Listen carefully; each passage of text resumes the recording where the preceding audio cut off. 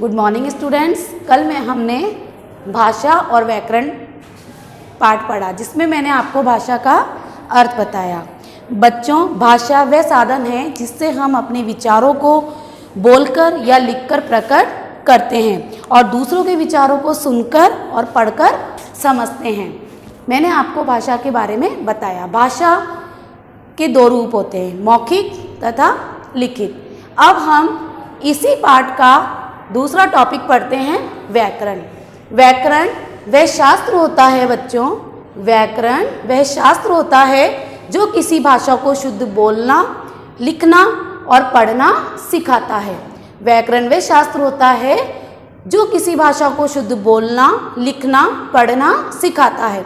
जैसे मुझे खाना खानी है। अब ये वाक्य है बच्चों, ये अशुद्ध है, लेकिन वाक्य क्या होता है? मुझे खाना खाना है। तो व्याकरण के द्वारा आपको इसमें पता चलता है कि वाक्य शुद्ध है या अशुद्ध।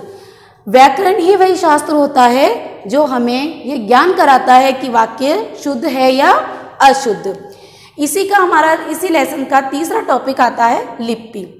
किसी भाषा को लिखने का ढंग लिपि कहलाता है। किसी भाषा को लिखने का ढंग लिपि कहलाता है।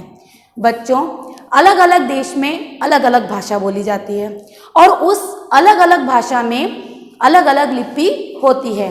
जैसे हमें हिंदी, संस्कृत, गुजराती, मराठी।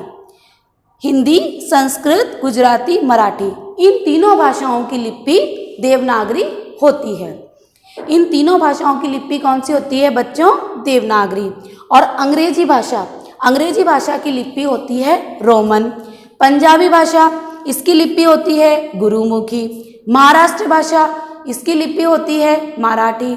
आप अपनी बुक में पेज नंबर 7 देखिए बच्चों, जो मैंने आपको कल रीड करने के लिए दिया था। उसमें आप देखेंगे सभी भाषाओं की लिपि आपको दी गई है।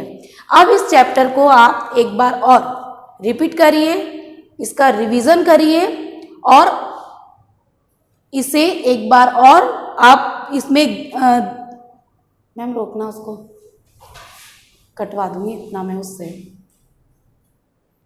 इस लेसन में अब आप व्याकरण, लिपि और भाषा तीनों को एक बार दोहराएं और इसका रिवीजन करें। Thank you, all the best.